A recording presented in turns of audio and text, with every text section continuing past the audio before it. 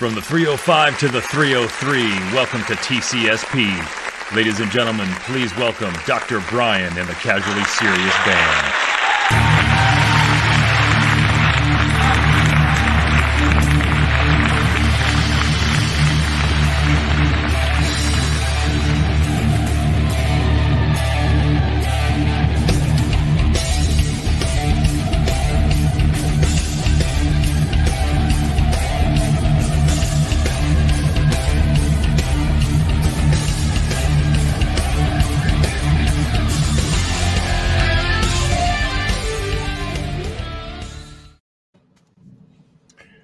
I've had it.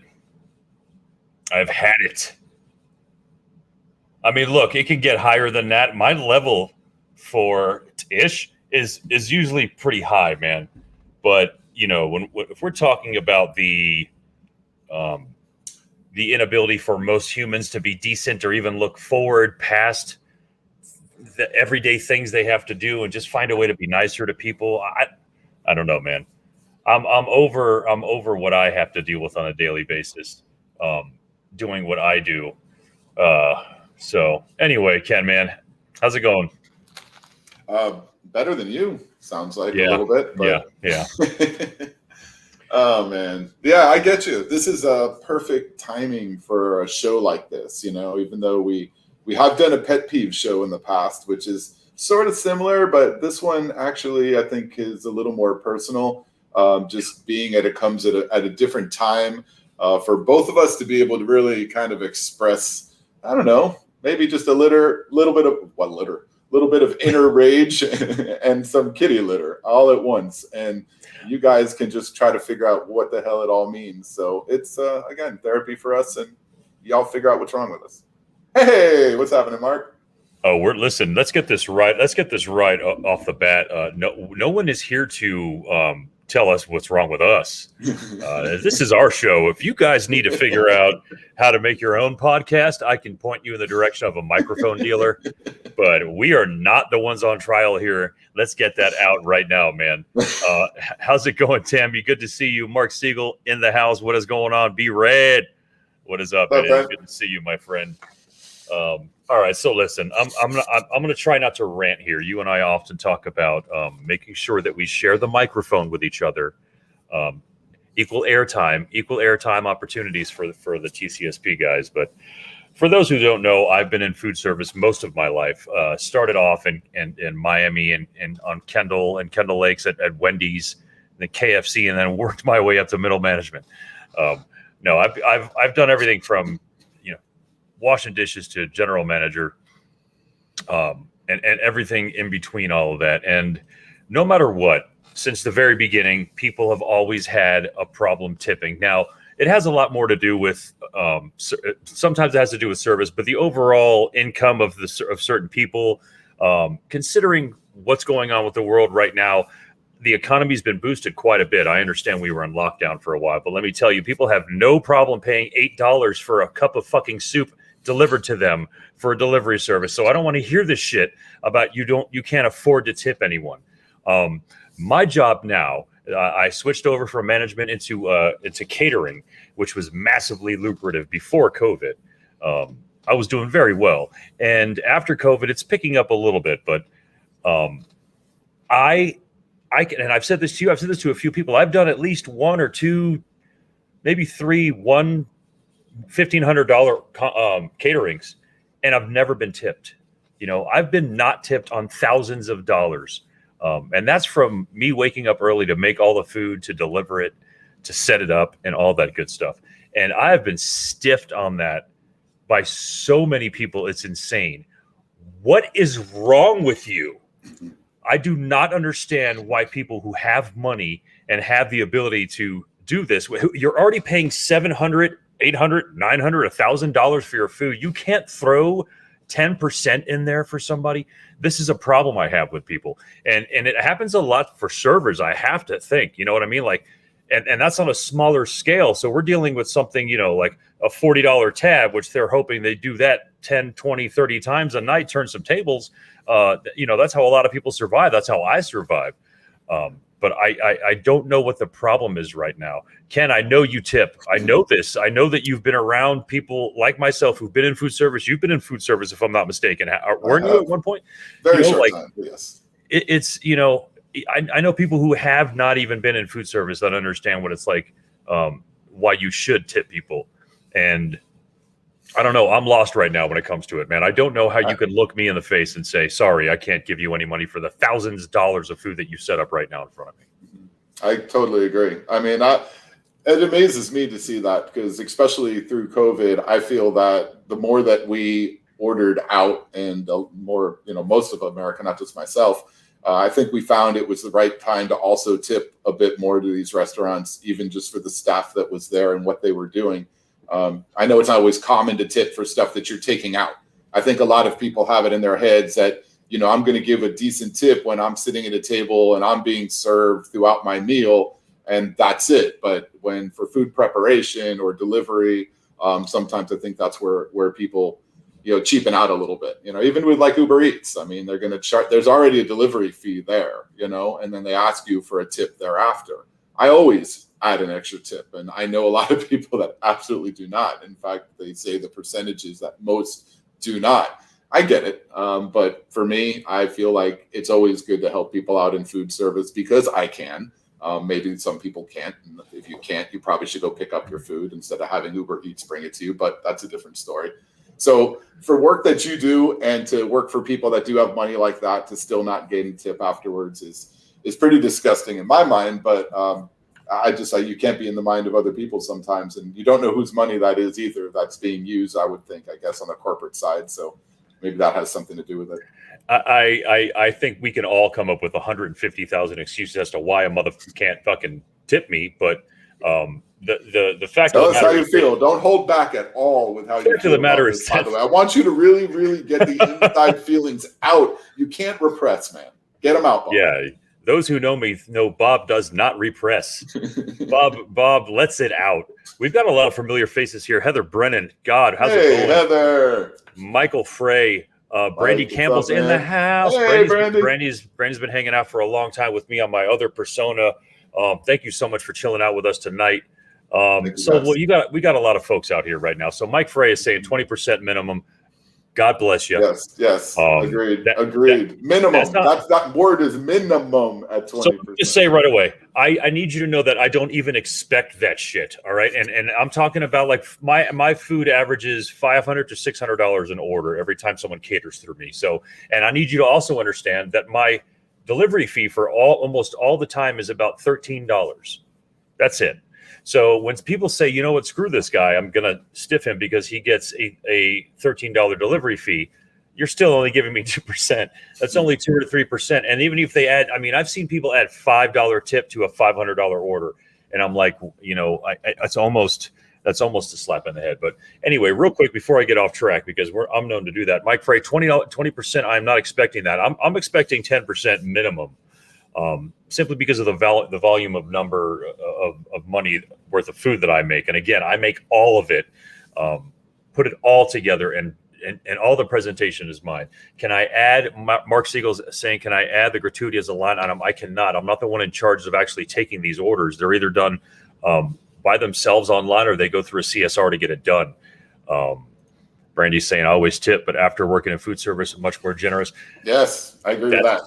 I worked very, very short time in food service, but it was long enough for me to realize how much those folks really deserve that. So I don't get it. I don't get it. Maybe people haven't worked in the industry or don't understand it in that way, but I don't understand people who don't tip. I mean, I have people, I'm not going to say, but I know people that don't tip that I often, have to make sure I'm picking up the tab because I'm not going to walk out of there with, not tipping properly or sneaking back to add a little extra to the table.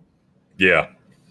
Mark Siegel's asking, maybe they think it's included. Let me get that right out. I can just crush that for you right now. Bob goes right up to him and says, "Motherfucker, it's not included. You better be tipping me." So that's not even the case. The case when they're going online or talking to a CSR is always right up the front. They tell you exactly what you're paying for it, what the tips and charges are added, everything after that, and they ask you, do you want to add gratuity? And if they don't vocally ask you, there is always an area that says gratuity ? So if someone purposely leaves 0, they have to have tabbed through that on the computer in order to pass that. You know what I'm saying? It's not something that's hidden. Of course, they don't want me to lose money because they want product being, delivered on time, which I always do anyway. So regardless whether these folks are tipping me 0% or 50%, I'm giving them the same service all across the board. Always a very friendly smile, and and believe me, when I walk out of there, I'm like, "What is wrong with you?" But at this point, what happened to the old days when you could just stand there and kind of a couple of coughs or something, handout kind of deal? You can't do that. Mark's asking, can the CSR ask if they'd like to add a tip? Of course they can, and they can always say no, and the CSR will not say anything back to them because it is their job to sell the food, not to get me my tip. Do you understand? And I'm not talking down to you by saying that. What I'm saying is there is a very, very large gap between what the company wants to make and what I am asking for selling the product that the company is making me put together and sell for them. Victor, what's up, man? Good to see you, my friend. I really think it just comes down to overall not giving a fuck, really, if I'm being honest, man, because it's time for you to go out and start catering on your own, man. Yeah, I was going to say it's getting to the point now where if I would just have to start getting these products myself and selling it, I mean, that might be the way to go. But that even then, I'm still going to have to carry. Food costs would be an issue with me. Storage, we're talking about, a little bit of that stuff involved and all that. There's a bit of investment involved there for sure. It doesn't matter, really. I mean, I can even say to myself, that's fine. All right, you're not tipping me. It's a lot of food, great, whatever the case is. And at one point in 2019, before COVID, I was doing so many a week that the people who didn't tip me, it didn't even matter. Right.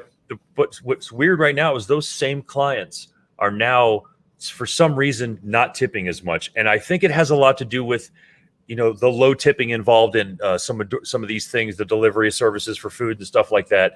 I think maybe the excuse is some people think I'm just one of those delivery services.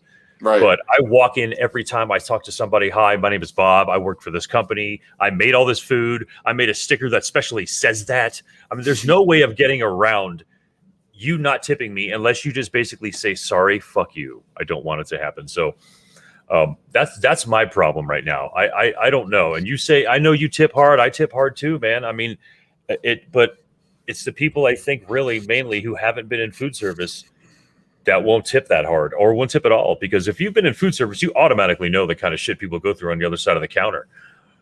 I just don't think a lot of people know that, And I know a lot of my folks growing up in Miami, that's what we did at first. We worked in food service. We had a lot of options for that. That's so true. We all know. When you had that many restaurants and bars open as late as we had growing up. So it's great down here. I love that, by the way. It's one thing I love about Miami. Everything's open. Yes, Mark, they are just dicks. I agree. I said the same thing when Bob told me about this. And hopefully they'll stop being dicks. And those are the people. I'll tell you exactly how this goes. I don't really want to. Okay, so let's just say drug representatives. What they'll do is they'll buy meals and lunch for a specific clinic or hospital. Okay, so the drug rep gets on the computer or calls somebody. The drug rep says, "Okay, I want to order this. Cool, I want to send it here. Awesome. Do you want to add a tip? No. That's it. The CSR isn't like, why not? They're just like, okay, great. Not even a sarcastic tone. Thank you so much for that. And then they keep going and everything gets closed. Or they're online and they're filling it out themselves. And they're saying to themselves, do you want to add a tip? The guy's looking at it, girl's looking at it going, $190, $300, $400. I don't want to add, what's that, $40, $50? Screw that, dude. This guy doesn't deserve that. He's just delivering, or whatever the hell his reason is. He just bought a gorilla or something. I don't know. He doesn't tip. He doesn't decide to tip. Already, I'm at the loss because no matter what happens, when I bring it to that particular location, those people have no idea that this person bought them food, or maybe they do. But when I'm bringing them the food, they have no right to leave a tip at all because it's not their purchase. Right. And they're certainly not going to give up money, or else they would have bought lunch themselves to begin with. So that little area of mystique that unfortunately most companies provide because they don't really care if you tip. They just want you to buy their food. And that's what's happening. Yeah. on a large scale. And the company I work for is amazing, dude. They do great jobs. They do a great job. We do great things. And the problem is just some people on the other end are being really, really cheap, man. And overall, seeing people not leave tips, I've seen that before, where I've actually gone back and left a tip because someone decided not to at a table and things like that. Too. Mm-hmm. That's insane, man. I mean, I don't know. I don't know how. I don't know what's wrong with people. Why would you be able to? How could you sit there and watch me visually sweat setting something up for you, and then just be like, I did it for a wedding that was like $900, a whole hot catering, all kinds of hot wicks and lighters and water and all kinds of shit. And the lady walked up and gave me like a $10 bill. It's like, thank you so much. Thank you so much. Like a very perfect smile. Like thank you so much. Here's 1.2% of that right now. So, I mean, I've had people look me right in the face. I've had people straight up tell me no. But what can I do? There's nothing I can do. The position is, if you mouth off about that, you're probably going to get fired. So, there's really nothing I'm able to do with any of that. Sure, there is. What is there? Just stand there long enough to, till they pay you what's right, and then start eating the food. Just start going and start grabbing as much of it as you can. Pig out. Tell everyone else to come in. Bring some people from the outside to join. Eventually, they'll get it. Huh? And so Victor's saying, if you can afford to go out to eat, you need a tip. That, let me tell you, that may be true, but that's not the case, man. Yeah. That's not the case. Gratuity leaves too much open for somebody who hasn't been in food service. Gratuity is like, do you want to give something extra? They automatically think that someone has to do something extra in order to get that, when that is not the case. What I've done is so freaking extra, it's insane. Because I'm not relying on a line of chefs on a cook line to build it all for me. I'm doing it all myself. So I try and sit down and let them know that. And on a couple occasions it's turned around. But if I don't have a way to guilt them into it or pressure them into it, I'm pretty much shit out of luck. And with the volume being cut in half right now for me, that's an issue. So that's my what is wrong with you rant, because I just simply don't understand how people can order food and not tip anything. Indeed. Yeah, gray area when it comes to delivery, Mike, for sure. I mean, there's a lot of that, I think, because especially with today's deliveries, being that there's already fees attached to them and how much people think the actual driver gets. At the end of the day, you want to get the money to the driver. You want to get the money to the guys that really need it. You should always make sure you're going to be ready to tip a little extra, even when somebody's bringing you your food. It doesn't have to be at 20%, I don't think, at that point, when it's literally just the delivery driver bringing the food. But, in this situation, it's different. But I think some people maybe just don't get that, when someone like Bob comes there with a setup of a catering, they still think, just like he said earlier, he's just the guy driving the food over here. So, there was already some gratuity attached and I'm done.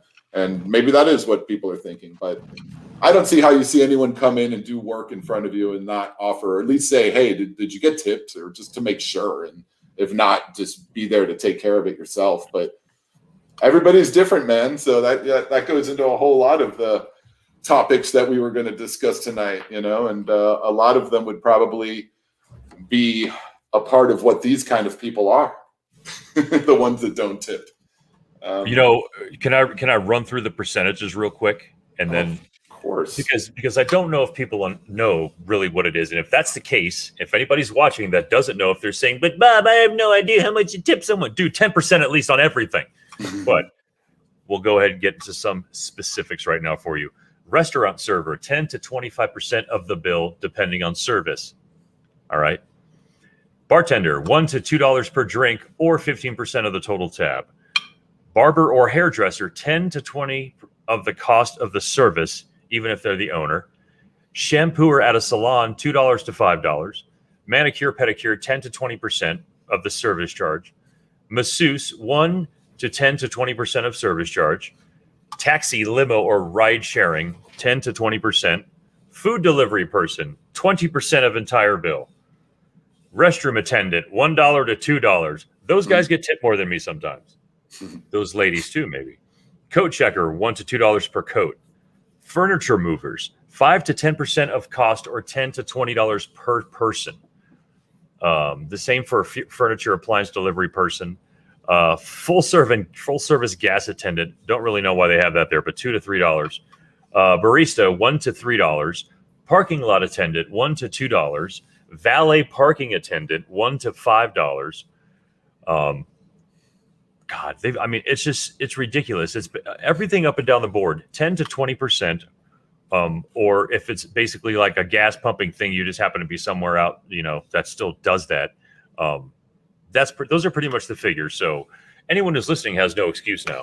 Yeah, but I mean, I'm listening, and there were some of those that I honestly, one, never heard of, and like tipping those people, or two, have never tipped, not thinking that I would even have to. Not all of them. Some of them were pretty obvious, but there were a couple in there, and certainly the numbers, I don't know if I was on point with whatever I did there, other than the food. I mean, food, I got that, but maybe there are other places that I'm too ignorant to know that I'm supposed to be giving people money for, but I don't know. I feel like anytime anyone's helping me out or going above and beyond, I'm going to tip them, So, I don't know. Maybe I don't know. Maybe I just don't know. Maybe I'm one of those people that in other industries that get mad at. Maybe you are too. Yes, Michael Frey. I was going to mention that New Jersey still pumps gas for you. I think there's one other state that does the same. So that's why they have the full service thing in there. They don't let you self-serve. I know it's kind of odd, but that's the way it is. Trust you. But there's a lot of stuff there I have never done. I don't know if I've ever checked a coat. I don't know if I've never had a manicure or a pedicure. Well, I've had a manicure. I don't know. I have given a guy at the curb at Miami International Airport $5 for grabbing my luggage and rolling it a certain distance. Maybe I tend to always know that, but then again, I'm the one on this rant right now. So obviously, if I didn't tip, then what the hell would be my problem? You know what I mean? Like, what is fucking wrong with me? But that's what I'm trying to say. That's not the case. I think we're just as fucked up as some other people are too. We just don't know it. But who cares? They're not the one having the podcast. We are. Exactly. That's what it's all about. Yeah, I don't think we're being judged. We don't pump gas in Oregon. There he goes. And never thought to tip an attendant because, they do that for jobs. And it's so that there are more jobs available for people. And they are paid, I'm sure, an hourly wage. But you're right. I'm sure they don't get tipped by the majority of the people that have gas pumped by them. It's not like the old days where they're lifting the hood and they're checking your oil and, washing your window and stuff. Seriously. There's always the act of saying, do you accept tips? Mm-hmm. You can do that too. That's also another option. And that guy or gal would greasy thumb up in the air and say, you betcha. Absolutely. If they pumped your gas for you or checked your oil or dipped your stick or whatever the hell they did. Most people in the world. You tip for that. You would think so there too, but I guarantee you we've got some stories that some folks will tell us saying, you know what, man, I just didn't get a tip. Oh. And, flat rate. And that's it. Whatever. That's my rant. That is a hell of a rant, Bob. I got to say. I don't know. I don't know if I could top all of that. What makes people say, what the hell is wrong with you? What makes people say that? Yeah, what makes you say that about people? What the hell is wrong with you people? For me, I think, and I thought about this a bunch today, actually, but there's a lot of things. And I think the biggest one is just people that have a sense of entitlement that just gets me the most.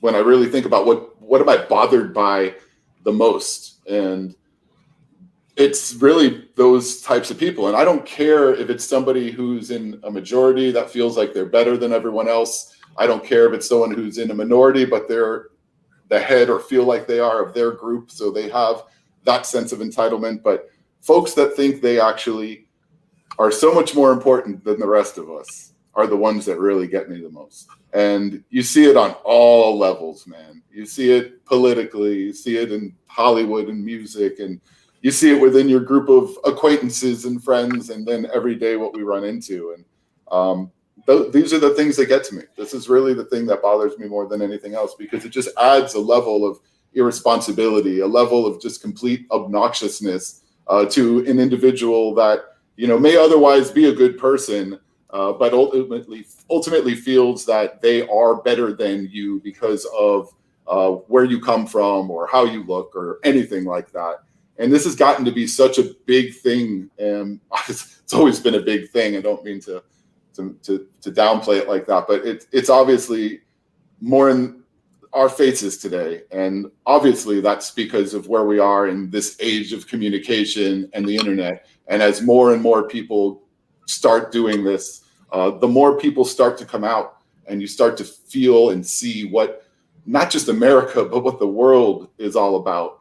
And for people to start talking more about how certain places are so bad, oh, Miami, it's such a rude place. Well, I've been traveling a lot lately. There's a lot of rude people in a lot of places, and there's a lot of really wonderful people in those same exact places. And it just feels like everything's kind of spread out, but it's still there. And when we meet people, when we run across people, I think the biggest thing that we can try to equate with one another is just some level of consciousness to each other, of some level of respect for one another, even if it's just fake for that moment, for whatever it is. But you just see too much anger with people now, and you don't know where these levels of frustration are coming from, but we're seeing them play out a lot in front of us every day.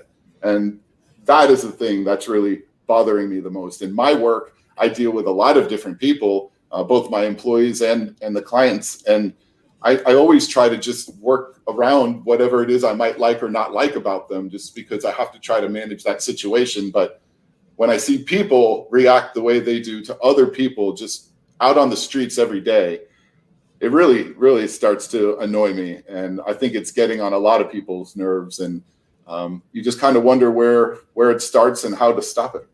You deal with big money too. I mean, the tabs for the service you provide are much larger. So obviously I have dealt with a lot of pompous people in the industry that I'm in, but you deal with it on a much larger scale because they have so much more money, or you have to have so much money in order to get what you happen to be selling to them, obviously. Right.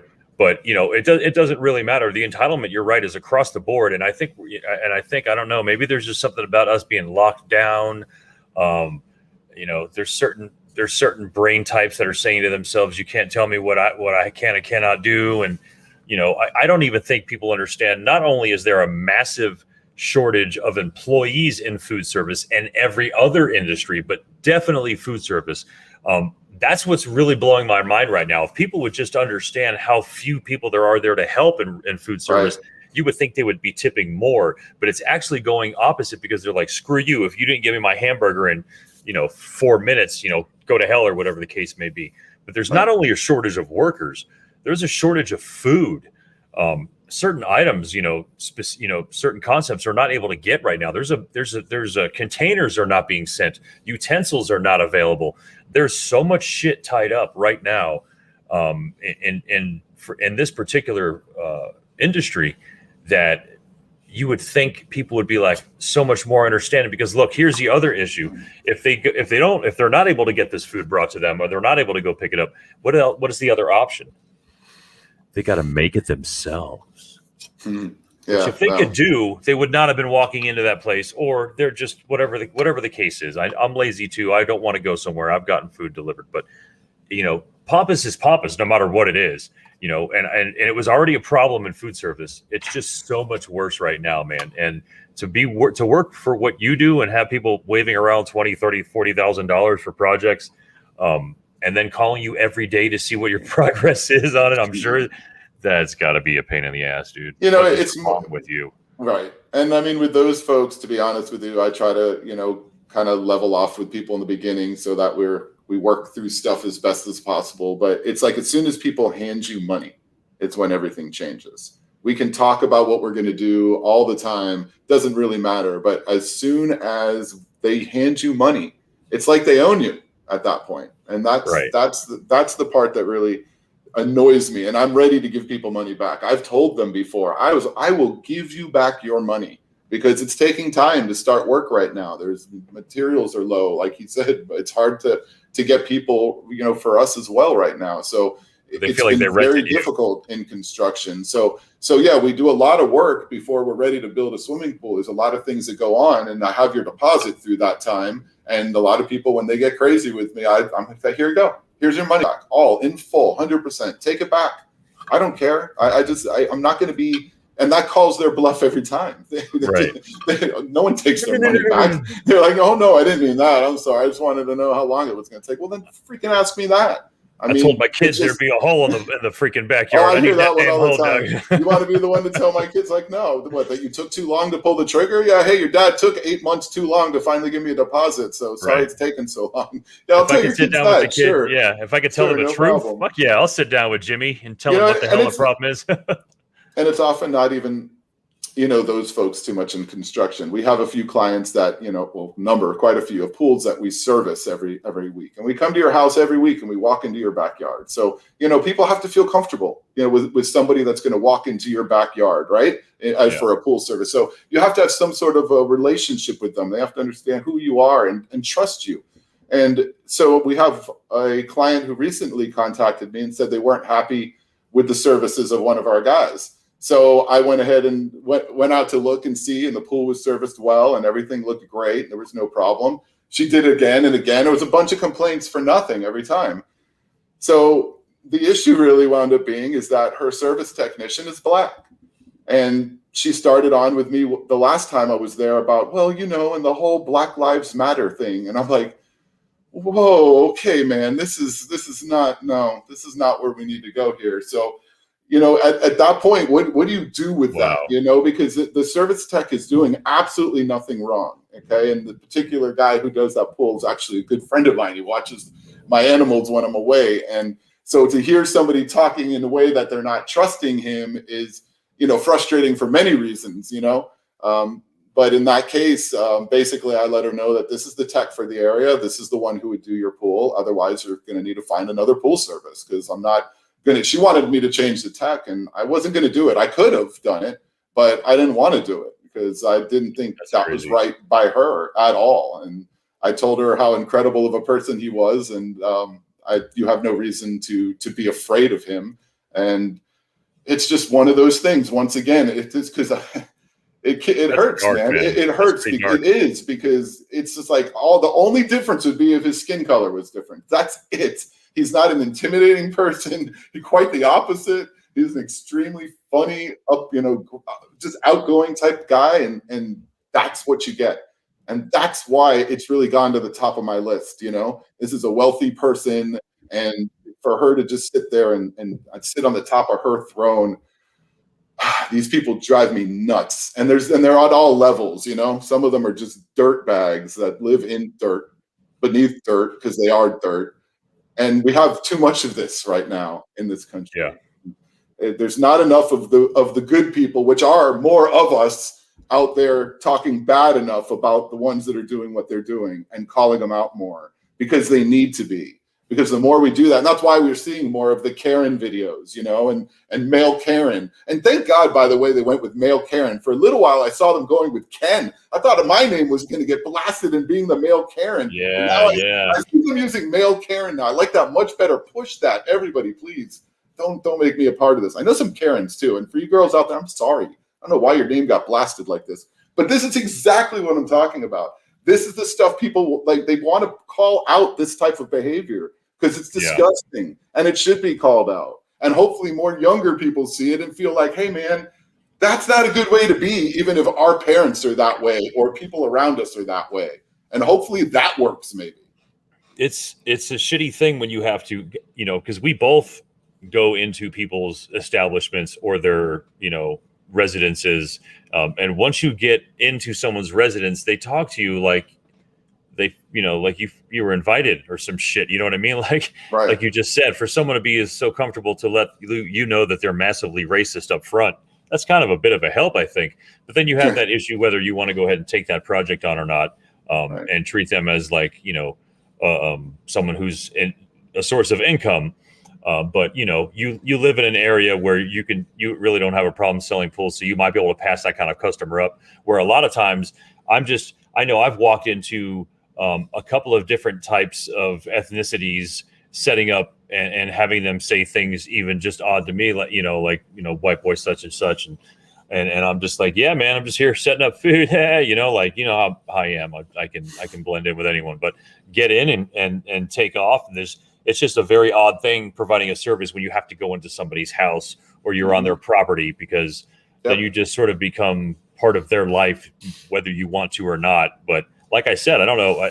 Knowing that they're racist, I definitely have been able to mention it a couple times on the 1 or 2 occasions in 3 years I've been doing this job where we just haven't gone back to that person because we did have volume. But yeah, that's messed up, dude. That's completely, what is wrong with you? Right. For you to think that this is the kind of world where you can just share your racism with people. Like, again, and if you're listening to me and you're racist, definitely let us know up front. Let every non-racist know up front. Like if you have a card or if there's a signal or some fucking shit, whatever the case is, let us know so that we know right away. And then we can either move on or just evaluate you right then and not have to worry about anything. So that was a good help that you found that out. But dude, that's disgusting, dude. It is. It is absolutely that way. And it's, the conversation with my tech as well, had to go where, I had to mention some of that too. I'm not, he's a friend of mine on top of being an employee. Yeah. I needed him to know and make sure he wasn't uncomfortable going there, and he laughed it off. He was like, not at all, man. He goes, I'm not worried about it. No worries, Yeah, and he's like, I'll move if you want me to move. I'm like, no, I only wanted to move if you wanted to move. He goes, He goes, I don't care. He goes, in fact, I'd love to go back and do it. So, it's just one of those things. It's just about people, man, and being able to just understand people are different, and we're all going to be different. And that's what's awesome about friends, because friends are people that you choose because you have like ideas, or you feel like you fit with somebody like that, or you can accept the negative parts about them or whatever it is, and I think now where people are really shown out there with social media so much of who they are, at least outwardly, in this context, it makes it difficult.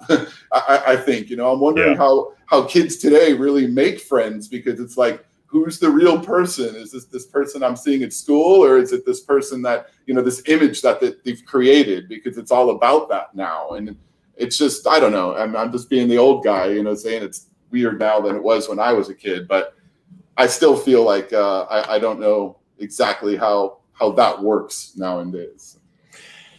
Well, I think we could probably talk to my wife. We could talk to a lot of educators and probably get a better, deeper understanding of that, because, we don't understand it just being regular people, and having to be an educator and break that barrier must be crazy, just as it probably was crazy for some of the, the older folks that were teaching us when we were younger. There's obviously a gap there, but I don't know, man. You have to, this decency shit it comes pretty easy for everybody, dude. Almost everyone wants to be nice. You have to sort of fight the ability to be nice, to be a dick. Do you know what I mean? I feel that way, honestly, that most people, like, in an elevator, if they accidentally fart, they're probably going to say, excuse me, or, there's ways most people are trying to be nice. But there's that small percentage of people that are, like you said, privileged, that are assholes, that think they deserve what it is that they're getting, as opposed to paying for a service that they were going to pay for and getting a service back for it. So I don't know, man. I could say this about a lot of people and a lot of different things, especially driving. We could do a different episode fully on being on the road. I'm glad Dr. Brian was able to come out and sort of see firsthand, because I told him when he got here, like he got here, it was a pretty easy drive for him to get from the airport, about 40 minutes. But I'm like, wait till you start driving around the populace, and hanging out with these folks out here, because it is a very crazy way to drive, so slow. And he's just like, why are people doing 15 miles an hour into the speed limit? I'm like, I don't know, dude. Everyone's fucking crazy right now. They're all doing weird shit. It's very odd. I would be yelling out. I yell out, what is wrong with you, all the time. Again, I told you the number one thing I yell at is drive your fucking car. But the other one is probably, what is wrong with you? I don't know how many times I say that, whether you got me yelling that first one now all the time down here now. Why are you doing that to me? You're getting me to rage again. I've always been so calm when I drive. Man. I'm still calm now. I just do a quick Corey Taylor Slipknot scream at them, and then that's it. It's over. Like I Quick definitely yoga in the back seat. I definitely had to, like I told you, I had to find that center driving around delivering food to a bunch of different. You have to do that, or you're just going to go insane. But well, I mean, I obviously it's crazy there now in Denver, but it's always crazy down here. So we're definitely used to driving with crazy people all the time. And I'll take fast crazy though over 10 miles an hour under the speed limit crazy. Yeah, I mean, you can get a little bit of that. It's all crazy. Too. It's all crazy. It is, but no, crazy is as crazy does. It's just what's crazy is to get psycho about it and to make yourself angry about it. That's what's crazy. That's the part that I feel like you can't do. So where before, when people would do something stupid on the road and you're screaming and you're honking your horn and you're flicking them off and you're getting all bright red, it's like you just gotta laugh and smile at them and give them a thumbs up instead. Because first of all, that's gonna piss them off a whole lot more, and it's gonna keep you a lot more chill. So really, you're just better off with that. So when you see someone do something stupid, don't honk and scream and flick them off. Just give a smile and a big thumbs up, and just keep yourself in a positive mode, because that way it just doesn't matter to you. Where now I go out and I drive and I'm like, all right, cool, Miami, let's see what you got today. Let's see what's going on. Let's see what kind of craziness I'm going to see today. I know someone's going to cut across 5 lanes of traffic on the highway. For sure that's going to happen. And someone's going to be coming backwards up and on ramp. I mean, I know I'm going to see that. And every once in a while, there'll be another crazy thing happening here. But, that the only ones that really bother me are the slow drivers in the left lane. If I could just get everybody to move over, that's it. Just everybody move the hell over. Just only be in the left lane if you're passing. That's all I ask. That's the only thing that really absolutely drives me nuts. But short of that, I can deal with the rest of the stupidity that we have down here. Brian Smith says you got a master fucking Yoda to drive in Miami. And that's the other part of that is Miami's not the place you want to start flicking people off and all that shit. We know this. As people who've grown up in Miami, even back in the 80s, 70s, 80s, 90s, you didn't want to do it then. You damn sure don't want to do it now. It's hot as shit. Everyone's angry. People are getting sick. People just have lost members of family from COVID, blah, blah, blah. There's a lot of stuff going on. You don't want to get shot in the, how about this? How many times have you gotten mad at someone, so mad that you feel like fighting them, and then actually fought somebody? Sit down and think about that. So the percentage of times you've actually done that, if you've done that, that is the same percentage of times you almost could have gotten shot. Right. If you've actually fought somebody on the road for something they did, cut you off. I mean, there's no reason to do that, man. Do you know what I mean? And I find things out the hard way sometimes. I did find that out the hard way sometimes. It's just not a smart thing to do, man. Like Ken's saying, you do have to find a center. You have to find a way to be zen about it, because there is going to be crazy going on around you, and being part of it all is really, you don't want to add to it, man. I'm about positive vibes, like you're saying, and it's all just try and add a smile, or just a fucking straightforward, not saying anything and just keep driving. Yeah, that works just as well. Yep. Yeah, our good friend Jay, every time he would drive with me when he come down to Miami, he loved to drive with me. And as long as he didn't have to drive, he loved to drive with me. But when anybody did anything stupid, he'd like honk my horn, flick him off, scream. If anyone else honked the horn, he'd yell at them too. I was like, come on, man. You got to chill. At one time, a few years ago, I told him, okay, no more of that, man. We're going to chill now when we drive. We do Miami chill driving, okay? And, we worked on that together. So it was good. It was good. It was good therapy. It's very good. That's dangerous. That's dangerous when your co-pilot almost gets a round put inside your chest because they decided to fucking honk the horn, like I've had somebody do that, man. Like a female that was driving the car did something like that, and I almost had to deal with the wrath of 5 people coming out of a car, and I'm just it's like, what have you done? What have you done, young lady? What have you done? Read the room. Read the room. I don't know her. Know your crowd. Yeah, you definitely. Yeah, I almost did that, but I didn't. Not quite like that. But. Take her. Yeah, but overall, I don't know.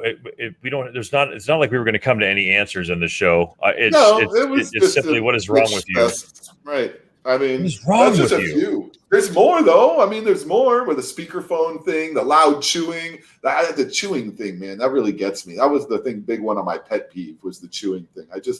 For myself too. It's not even other people. I can't hear myself eat. We eat with music always. There's got to be some kind of sound going on. I don't like the chewing thing. And definitely with the mouth open. Somebody teach somebody some manners or etiquette. Or I do whatever the hell you see. call that. I've seen a lot of these delivery drivers. I've seen a lot of these folks, these delivery drivers, short-term parking in handicap spots because they're up right at the front of the restaurant and things like that. That happens a lot, man. And that's not cool. It's not cool, but it's one of those sort of like they think it's a victimless crime situation because it's whatever the case is. Maybe it's 2 minutes, maybe it's 30 seconds. But if it's somebody that is, handy capable driving by and seeing a car inside a handicapped space, they're automatically going to just assume that they have a placard or whatever they need. So they're going to probably just keep driving until they find something else. So that little time that you cause them to have to take that drive is bullshit. It's not cool. It's those little tiny, and it goes exactly back to what we keep talking about. That is in the vein of all these things that make us say, "What is wrong with you?" And that is just pure selfishness and not really caring about anyone else. That one is definitely a big one, and especially back in the day when they didn't have as many spots. Today they definitely have a lot more to accommodate, which is awesome. Unfortunately, they also have too many reasons for why people get one of those placards. But for people that really truly do need them, it's a real. That's a kick in the gut for my old man having been a paraplegic and needing those spots. I've been with him plenty of times where something like that's happened, and him and I were not shy about finding the drivers. And I got to tell you, man, between the two of us, we embarrassed a whole lot of people. The one thing you don't get into in those situations is a fight, because nobody's coming at a guy in a wheelchair, even though he's much more angry than I am. And you're just getting a ass whooping by him verbally at that point from, and he knows how to dish it out. So he just absolutely just makes the person frozen, scared to die. I guarantee you these people never do that again. It's only been a few times it's happened, but there's no way they ever do this again. That's a big one, man. I didn't even really think about that one, but that one really bugs me a lot because again, it was so close to home on that one. And I saw so much of how that could really affect somebody who needed those spots. That's a good one. Not good, but bad good. It's also attached directly to the white striped zone next to a handicap parking spot that people for some reason think that's like a magic fucking parking spot. That is a loading zone for people who are loading and unloading. Need to get their chairs in and out. Wheelchairs, anything like that, whatever the case may be. It's a needed spot for sure. There's a reason that's there. And believe it or not, I've done it multiple times. But as someone who works at the restaurant, I also keep the car running, and I'm kind of walking backwards the entire time, and I try not to really do that for too long because, like I said, if I'm going to bitch about it, I obviously shouldn't practice that. But there's little tiny things. You should not have admitted that. Right, I did. I totally told me that after the show. I totally did.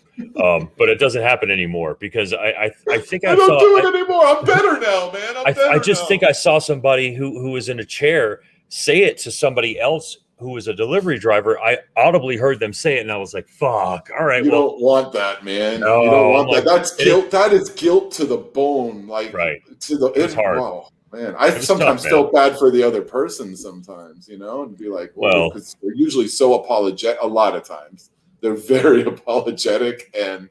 Wow. Yeah. I'd like to hope that they were genuine. I take it on a case by case basis because I would be looking them dead in the eye to find out whether you weren't. Oh, I saw it. I saw it in their eyes. I saw the eyes, and even if they were with somebody, those people's eyes, and it was. There was a few of them, a good half dozen that I remember very well. The thing that goes, and we're going to go back to my fucking issue right now because God dang it, that's what the show's about. Man, the what is wrong with you, Ken? The ride sharing stuff, like even that, there's the option to tip. There's an option to tip on almost every service app you have on your phone. If someone doesn't tip in my industry and in my case, it's because they simply are saying, "Fuck you, I don't want to give you a tip."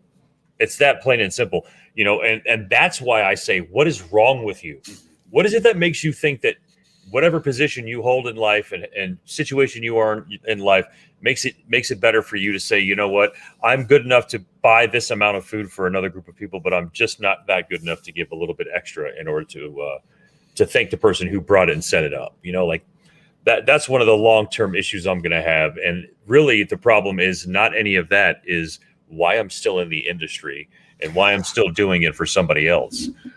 So Yeah, thank you, ladies and gentlemen. Thank you for that was almost a whole hour of me working through and processing my shit. So again, as much as I said you can't judge me today, I guess we all did a little bit of judging on me, including myself. So thank you for that journey. Ken, take over. I told you this was going to happen. This is what the show was going to be all about. It was therapy for us only. But, if it plays out this way, then, maybe it works out for someone else somewhere along the line. They can equate it somewhere possibly with some crazy stuff that's going on in their lives too. I mean, certainly being able to bitch about stuff that bothers you about other people. And I don't like to do that. I'm not someone who likes to go and try to nitpick about anybody, but it's just when you get to the point where you're just unbearable, you're just unbearable. And sometimes, like in my business, I got to build a pool for someone. It takes a few months. I'm going to be with those people a lot. And in the beginning, things are always wonderful. You're petting the dog. They're inviting you in. They're making you coffee. And by the end, it's like their hair's on. They're screaming, "I don't want to see you. Just get out of it. It's be done already. Why are you too fit?" It's like everything becomes crazy, even though you lay everything out. And I do in the beginning. Everything's laid out. And I tell them constantly, please refer to the original agreement that lays everything out week by week and what we're doing. And they're constantly, I need a timeline. I want to know when this is going to happen or that's going to happen. It's all there for you. It's all there for you. And it just turned into these absolute monsters. And it's always when they give you money.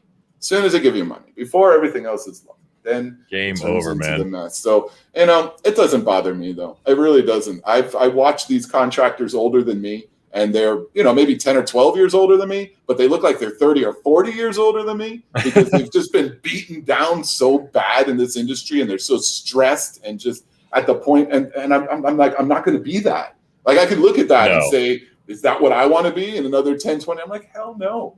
And all you got to do is just chill.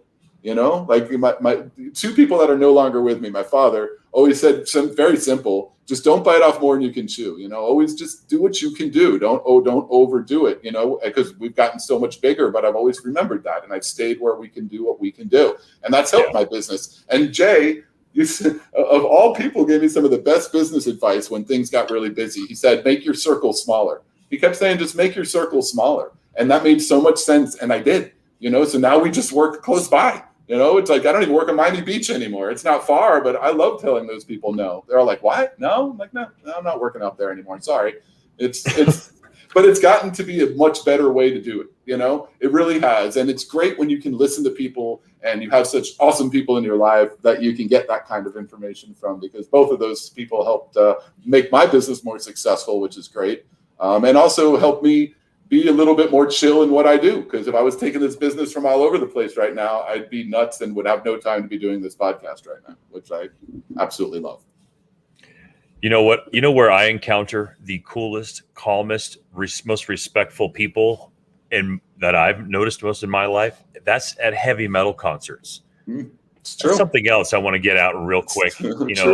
As much as we grew up in Miami listening to a multitude of different kinds of music, we're not only metalheads, hip hop heads, we're a whole bunch of different things. But that community in particular, as aggressive and loud and heavy as the music can be, the folks that are there are normally very, very respectful. And it's one of those weird things, like, it just kind of shows you that not everyone's an asshole. You can go to a concert, 90% of those people are going to be great people. And sure, there's going to be 10% people who look like the fabulous Freebirds, and they're going to want to punch you and kick you. And when you're in the pit, you fall down and they just step on you. And but there's times, in your life when shit's rough, and passing along that. And I used to say this a lot to folks that worked under me in restaurants, to not pass the pain along to somebody else. If someone doesn't prep your station for you, don't try and get them back by not prepping the station for them. Do you know what I mean? Like, that's sort of like passing that pain along to someone else. Is this another way of being vindictive and being an asshole? And we've already got enough of that right now. And I think at the very core of what you and I are asking, to these people, what the hell is wrong with you, is simply because most people are thinking about themselves too much. Zero situational awareness is something I say quite a bit too. A lot of folks had that. And I feel like it was almost yesterday I was saying, everyone's just looking at their phones, dude, and then like, I'm kind of looking at my phone sometimes, you know what I mean? Like, right. I understand the stupidity and the cyclical nature of all this, but damn, dude, just be nicer, man. tip your servers, people that bring you food and shit like that. Do that kind of stuff. That just should be expected, man. I understand it's hard. If it's hard for you, think about the person who's making $9 an hour bringing you your fucking cup of soup because you didn't want to get up from Gilmore Girls. You know, like, come on, do me a favor, help somebody out. Jeez, it's true. I mean, it's also just people being able to show random acts of kindness. I feel like that's something when I see each day, whatever it is or whatever it might be, somebody hurrying up to hold the door for someone that needs the help, or someone picks something up that somebody dropped, or letting someone know they left something behind. Or recently I just saw a waitress go like darting down the street after someone who left a sweater. I mean, just these kind of little things. Those are the things that show good human nature. Recently we had a road trip where our truck broke down, and we were stuck in Tennessee. And I mean, everyone from the guy who helped get us out of the middle of the road, to the tow truck driver, to the shop that fixed our vehicle, knowing we had to get going again and we're in a place we didn't know, was incredible. For the first time that I can remember in a long time, I wrote a handwritten letter to this shop and sent along with a $100 gift card to especially the tech that took care of me. This guy was so great that not only did he help us and get us out of there, he charged us just for the part, not even time, and even told me, he said, please call when you get to Miami just to let us know you got in okay and the van made it all right. I mean, Who does that? Who says stuff like that? Like that's the kind of stuff. Do you remember the name? The guy's name, I got his card right here. The company. Yeah. The company is right here. Maxi Auto Service in Chattanooga, Tennessee. Maxi, M-A-X-I. Right here, man. These are the guys, man. Maxi Auto Care. Carl was the gentleman in particular. Nice. Great conversation, told him about our situation. He was just an incredible individual. And that's the kind of stuff that restores your faith in humanity. Those are the kind of things that make you feel good. He even said to me that day, he goes, look, I come in here all day. People drop off their cars. We do oil changes and stuff. They move on, whatever. He goes, today I feel like I actually helped somebody in what I do. Like, he felt good about what he did. Like, that's what you want out of doing good for people. It's because, yes, you're doing good for that person, but you're doing good for you too by just doing good.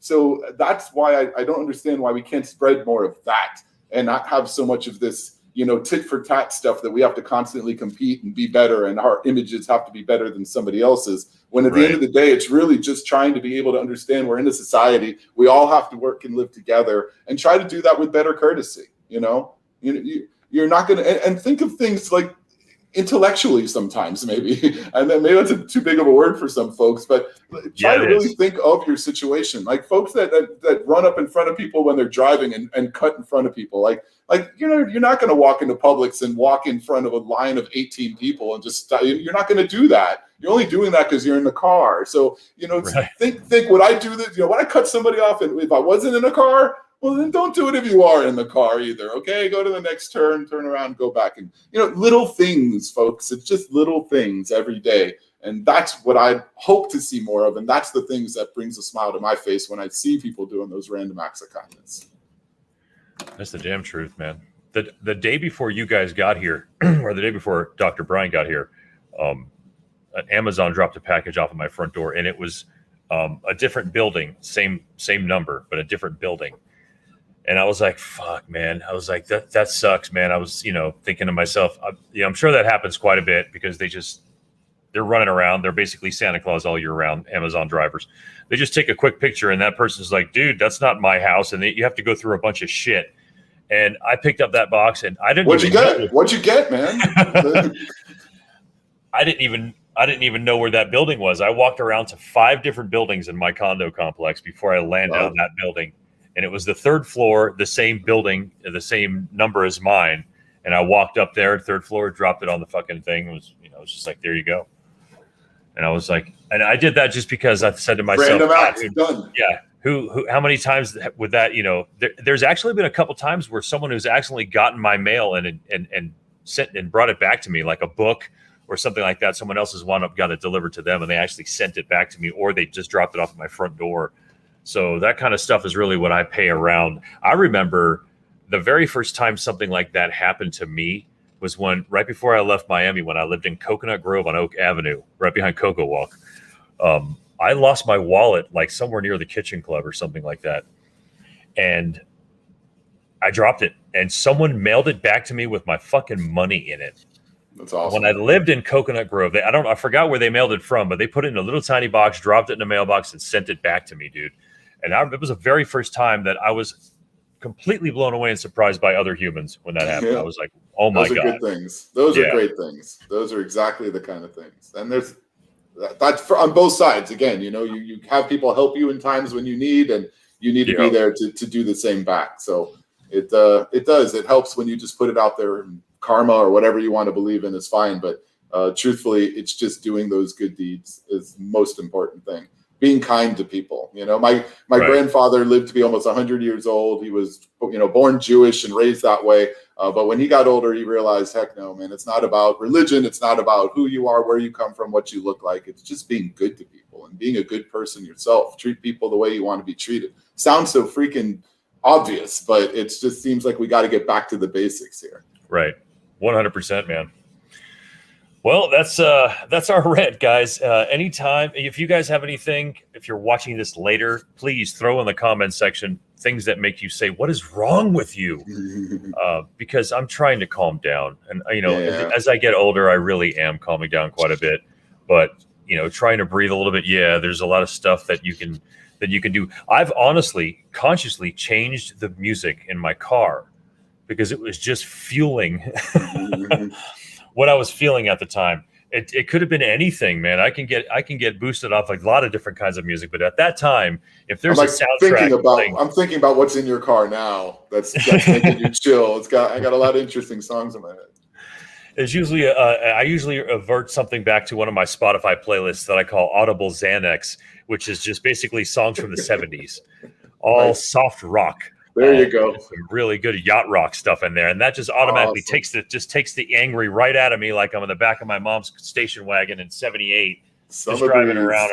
Yeah, something like that. Feel fine. It really does. Thank you to Seals and Crofts for that wonderful hit. Yeah, that was.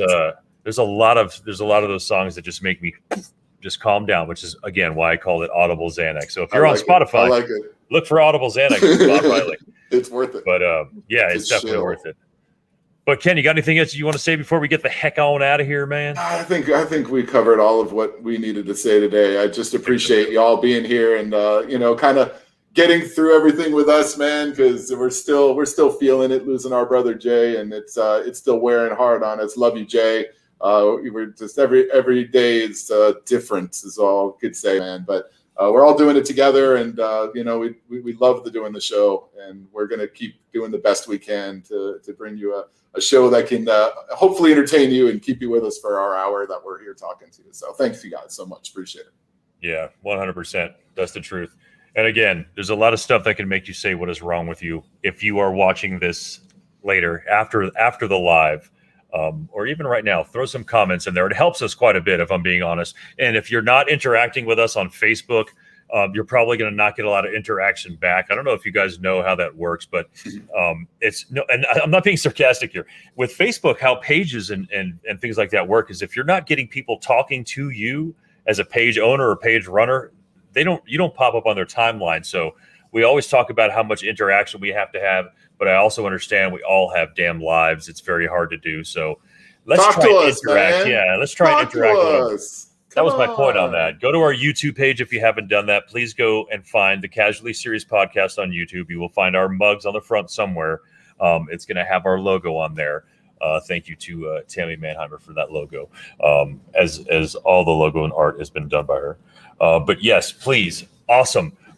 Check it out if you haven't done so. Subscribe and hang out with us next week when we figure out what we're going to talk about 3 hours before we do a show. It'll be awesome. It's going to be great. Awesome. Whatever it is, you don't want to clear the calendars, man. And I'm going to be 47 by that, right? Or no, another week. Sorry, I don't even know what day it is. But I am going to see the Canes. Go Canes! Go Canes! Woo! What's up? That's what's up. Yeah, you're gonna go hang out with some boys from Kendall. That's beautiful. Thank you, Brandy. Man. Thank you, Mike Frey, Jordana. Thank you. I love you too, baby. Definitely. Oh my God, that's great. And we should definitely think about. And I know we posted it out or put it out there at the very least. Maybe doing a little something that weekend. Nothing. We're not going to say anything, but maybe something that weekend would be pretty cool during the fact. Yes. So that might be like a special episode of TCSP. Hey, just pay attention. Crazy stuff's going to be happening around here for the next few weeks, and then maybe it'll suck after that. But for the next few weeks, you've got to stick around. Yeah, and as always, we suck again. We shall suck. We suck forever. Oh man. Whew. But I'm glad we got this episode off our chest. You guys have a good night. Thanks for watching the Casually Serious podcast. Horns up for Jay.